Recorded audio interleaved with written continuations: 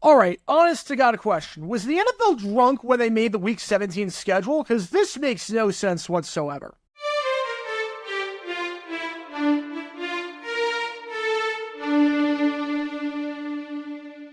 Welcome, everybody, to JG9 News, where we talk all things NFL all the time. I'm Jared Garrett, and I'm representing the 904 from the 602, and today we are talking about the NFL schedule, the final video today of the NFL schedule, the final video out of 12. We've talked about a lot with the schedule. We got a lot more to talk about in the coming days, so be sure to hit that like button, hit that notification bell, and subscribe so you don't miss a moment of the action when we do post a video, because there's a lot of stuff that we still need to talk about, and I wanted to save this one for last today, because the Week 17 schedule for the NFL makes no sense whatsoever. So for those who don't know, how one of the December weeks work in the NFL is that they choose 5 games for one of the weeks to air on Saturday.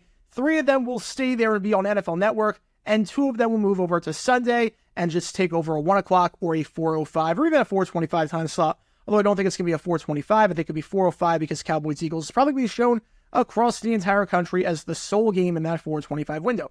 Regardless, there's 5 games they can choose from, and they'll announce a few weeks before which of those 5 games will stay on Saturday on NFL Network as part of the network's triple header.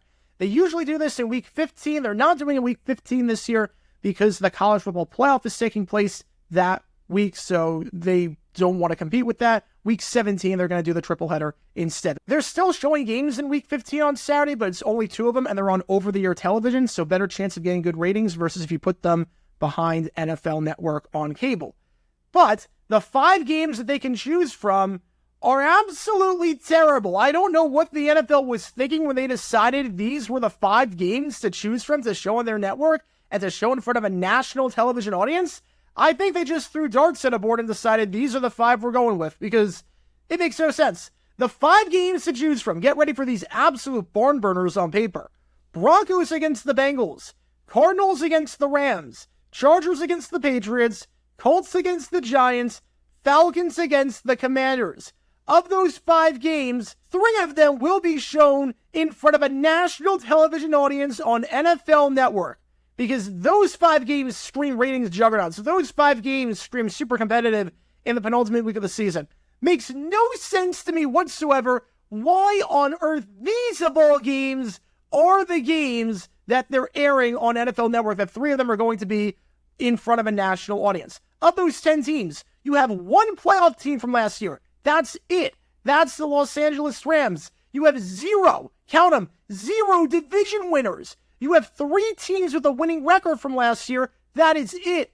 The combined record of those teams in 2023 was 66-104. That is a winning percentage of 38%. And again, it's a year-to-year league in the NFL. Good teams don't always say good, bad teams don't always say bad. I brought up in many videos, but look at the Houston Texans, 2022. They were absolutely terrible. No one thought they'd be anything in 2023. And they end up winning the division, make it to the divisional round. They play lights out, and now they are one of the hottest teams in football that everyone wants to have one of their games. They have so many primetime games, so many national games, and rightfully so and deservedly so. They're a fun team to watch. So it's a year-to-year league, but you have to assume going into a season that good teams stay good and bad teams stay bad. And the idea that you're choosing out of 5 games, 3 of them to show when the teams have a combined record from the previous year of 66-104 is preposterous. That is the equivalent of a 62-win team in baseball. A 62-100 team in baseball. That's how bad it is. Now, when you compare it to the 2023 slate and the 2022 slate, it makes it look even worse, because those at least had some intriguing matchups on paper. Those at least had decent teams. It'd be one thing if NFL Network and the NFL always did this, where they had similar quality matchups, similar quality opponents, similar quality winning percentages, but it's not like that at all.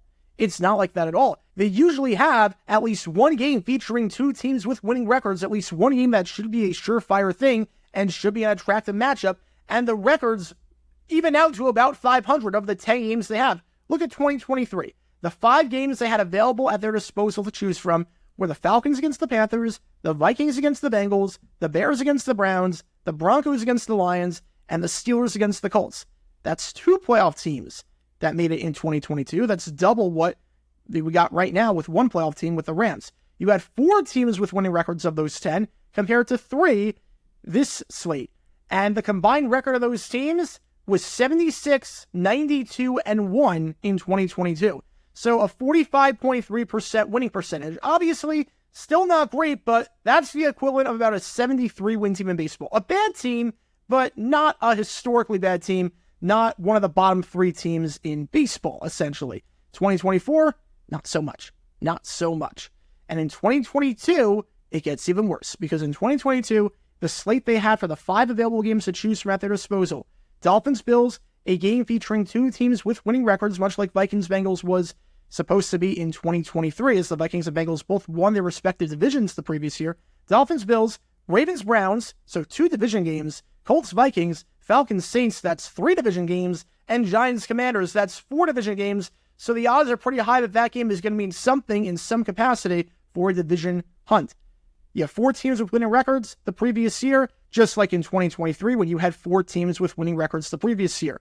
The combined record of those teams from 2022 and the 2021 season was 80 and 90. Again, not great, but a 47.1% winning percentage, equivalent of about a 76 win team in baseball. So 2022, just below 500. 2023, just below 500. 2024, miles below 500. 2024, they just threw darts at a board and picked 5 random games to choose from, featuring a lot of teams that had top 10 picks in the NFL draft this past year because they were that bad. When you have one playoff team from last year, when you have no matchups of the 5 that feature 2 teams with a winning record the previous year, that's insane. You're telling me one of these 5 games on paper is going to be prime time. And again, not saying that one of these matchups can't be good. Maybe the Cardinals shock a lot of people, and the Rams are good like they did play well last season at the very end, and Cards-Rams was a very attractive matchup, and that's your primetime game. Heck, the Colts were above 500 last year. Maybe the Colts play well. The Giants, they rebound after a struggling and disappointing 2023 season. Maybe Daniel Jones returns to 2022 form, and that becomes a good game. Maybe Jaden Daniels plays lights out with the Commanders. Falcons-Commanders could be a good game. Chargers-Patriots, maybe Jim Harbaugh turns that team around, and Drake May plays lights out, and the Patriots exceed expectations. You never know. Again, we don't know. But on paper, at least, this is miles worse than what they had in 2022 when they announced the schedule, and 2023 when they announced the schedule. The winning percentage from the previous year is about 7 percentage points lower. It's insane. If you're talking about a baseball team, you're going from a 73-win team to a 62-win team. That is a drastic regression.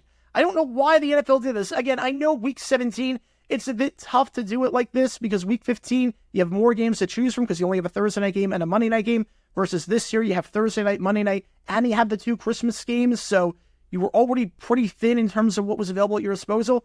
But the fact that 3 of these games are going to be on national TV, and the odds are pretty high that at least 2 of them might not mean anything, I don't get the logic here. I really don't get the logic here whatsoever with the choosing of the games in this window. But what are your thoughts on the Week 17 schedule? What are your thoughts on those 5 games as the possible Saturday games on NFL Network? Which of those 5 games do you think stays on NFL Network? Which is the 1 o'clock game, the 4:30 game, and the 8:15 game? What are your predictions? Let me know in the comments down below. Me personally, if I had to guess right now, I would say Chargers-Pats is your 1, Colts-Giants is your 4:30, and Cardinals-Rams is your 8:25, but I got no clue. I honestly got no clue. It does not look that appealing on paper as things stand for all the reasons I mentioned before. But that is going to do for this episode of JG9 News. Be sure you like and subscribe. It helps the channel out a lot.